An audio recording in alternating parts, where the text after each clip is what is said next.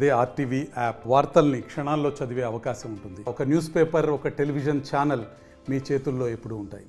So జగనన్నని సింగిల్గా ఎదుర్కోవటం కష్టం అనేది చెప్పకనే చెప్తున్నారు చంద్రబాబు నాయుడు, పవన్ కళ్యాణ్. సో వారి కూటమి ఫెయిల్యూర్ అవుతుంది, ఓటమి భయంతోనే ఈరోజు బీజేపీతో పొత్తు పెట్టుకోవడానికి పరుగులు తీశారనేది కూడా మీరు కళ్ళారా చూస్తున్నారు. ఎందుకంటే చంద్రబాబు నాయుడు క్యారెక్టర్ అందితే జుట్టు, అందకపోతే కాళ్ళు అనే రకం. గతంలో ఏ విధంగా మోడీ గారి తో జతకలవటానికి ఎన్ని రకాలుగా ఆయన్ని పొగిడారో మనం కళ్ళారా చూసాం.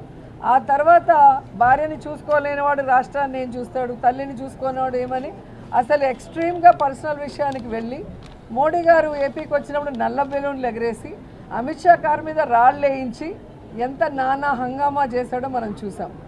అలాగే రాహుల్ని ప్రధాని చేస్తాను అని చెప్పి మరి కొన్ని రాష్ట్రాల్లో ఎలక్షన్స్ జరిగేటప్పుడు కాంగ్రెస్ పార్టీకి ఫండింగ్ కూడా చేయటం మనం కళ్ళారా చూసాం. ఈరోజు ఆంధ్రప్రదేశ్లో లాస్ట్ 5 yearsలో ఆయన చేసిన స్కాముల వల్ల అన్ని సాక్ష్యాధారాలతో దొరికిపోయి ఈ మధ్యలోనే జైల్లో కూర్చున్నాడు. కాబట్టి ఇప్పుడు కనుక మనం సింగిల్గా ఫైట్ చేస్తే ఓడిపోతే ఈ స్కాముల్లో మనం పక్కాగా జీవితాంతం జైల్లో కూర్చుంటాం అన్న భయం పట్టుకుంది. కాబట్టి ఈరోజు మోడీ కాళ్ళ దగ్గర మొత్తం పార్టీని పెట్టేసి మీరు ఎలా చెబితే అలా అని జీ హుజూర్ అన్న రకంగా ఈరోజు ఢిల్లీలో తెలుగువాడి ఆత్మగౌరవాన్ని తాకట్టు పెట్టింది మనం కళ్ళారా చూసాం. అంటే తాను జైల్లో వెళ్లకుండా హ్యాపీగా లైఫ్ బయట లీడ్ చేయాలి, తనని నమ్ముకున్న కార్యకర్తలు, ప్రజలు, రాష్ట్రం ఎటుపోయినా పర్లేదు అనే క్యారెక్టర్ని మనం చంద్రబాబు నాయుడు దగ్గర అలాగే పవన్ కళ్యాణ్ దగ్గర కళ్ళారా చూస్తున్నాం. సో వీళ్ళకి ఎవరికి రాష్ట్రం మీద కానీ రాష్ట్ర ప్రజల మీద కానీ ప్రేమ లేదు, మంచి చేయాలన్న చిత్తశుద్ధి లేదు. కేవలం పొత్తులతో అధికారంలోకి రావటం, దోచుకోవటం, ఆ దోచుకున్నది దాచుకోవటం, ఎక్కడైనా కేసుల్లో ఇరుక్కుంటే దాన్ని తప్పించుకోవడానికి మళ్ళీ పొత్తులు పెట్టుకొని మళ్ళీ ముందుకు పోవటం.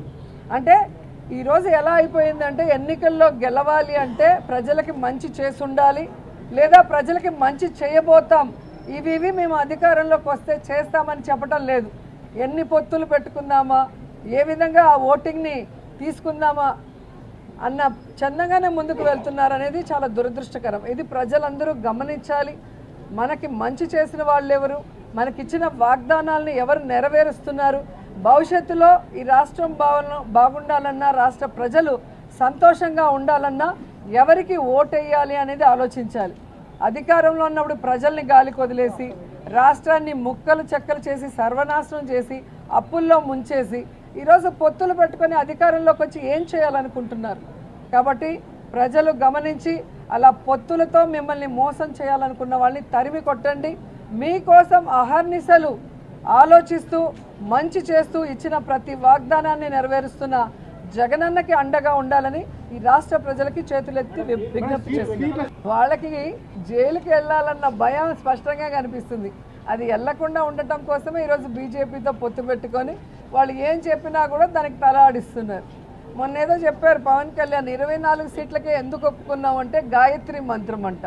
మరి అదే గాయత్రి మంత్రాన్ని చంద్రబాబు నాయుడుకి కూడా చెప్పి ఆయన కూడా 24 సీట్లలోనే పోటీ చేయమని మిగతావి గాలికి వదిలేయచ్చు కదా. కాబట్టి సిగ్గు లేకుండా ఒక పార్టీ పెట్టి ఆ పార్టీని అమ్ముకుంటూ మళ్ళీ ఇలాంటి పిచ్చి మాటలు మాట్లాడటం, ప్రజలు పిచ్చోళ్ళు అనుకుంటున్నారు కానీ ప్రజలు పిచ్చోళ్ళు కాదు. ఎవరైతే పిచ్చిగా మాట్లాడుతున్నారో వాళ్ళకి ఇప్పటికే నించున్న 2 చోట్ల ఓడిచ్చారు. ఆ భయం పట్టుకుంది కాబట్టి నాకు తెలిసి ఈసారి ఎమ్మెల్యేగా కంటెస్ట్ చేయడు అని అనుకుంటున్నాను. ఏ రోజు వ్యక్తిగత విమర్శలు చేయలేదండి, మేమెవరు చెప్పలేదండి. ఆయన డిక్లేర్ చేసుకున్నాడు ఆయనకి ఎంతమంది ఉన్నారని. ఆయన ఎర్ర పుష్పం అనేది స్పష్టంగా మీకు చెప్తున్నాడు, అది మీకు అర్థం కావట్లేదు. ఆయన ఎర్ర పుస్తకాల్లో ఏమి రాసుకున్నా దాన్ని మడిచి బీరువాలో పెట్టుకోవాల్సింది. ఎందుకంటే ఆయన ఎమ్మెల్యేగానే గెలవలేడు, ఇంకా ఆయన ఏం చేస్తాడు ఆ ఎర్ర పుస్తకాన్ని పట్టుకొని చెప్పండి. అదే మేము ఈరోజు అనుకొని మేము బ్లూ బుక్, గ్రీన్ బుక్ మా పార్టీకి కలర్ కాబట్టి రాసుకునింటే వీళ్ళందరూ అసలు రాష్ట్రంలో ఉండి ఉంటారా అని ఆలోచించండి. ఇక్కడ రాష్ట్రంలో రాజకీయాలు చేసేది అధికారంలోకి వస్తే ఎలా మన ప్రాంతాన్ని అభివృద్ధి చేసుకోవాలి, మనకు ఓట్లేసిన ప్రజలకి ఏం మంచి చేయాలి, ఏం సంక్షేమాన్ని అందించాలి, ఏం అభివృద్ధిని అందించాలి అని నాయకుడు ఆలోచించాలి. కానీ నేను అధికారంలోకి వస్తే వీడిని వంకోబెట్టి కొడతా, వాడిని కేసుల్లో ఇరికిస్తా, వీడి బట్టలు ఊడదీస్తా, దీనికి ఎందుకు మళ్ళీ పాలిటిక్స్లో? దీనికి పాలిటిక్స్ అవసరమా? కాబట్టి రౌడీజం చేస్తూ నీతిమాలిన రాజకీయాలు చేస్తూ దిగజారుడు మాటలు మాట్లాడుతున్న ఈ పవన్ కళ్యాణ్, లోకేష్ జీవితంలో ఎమ్మెల్యేలు కాలేరు. ఎందుకంటే ప్రజలు ఎప్పుడు అలాంటి వాళ్ళని ఇష్టపడరు.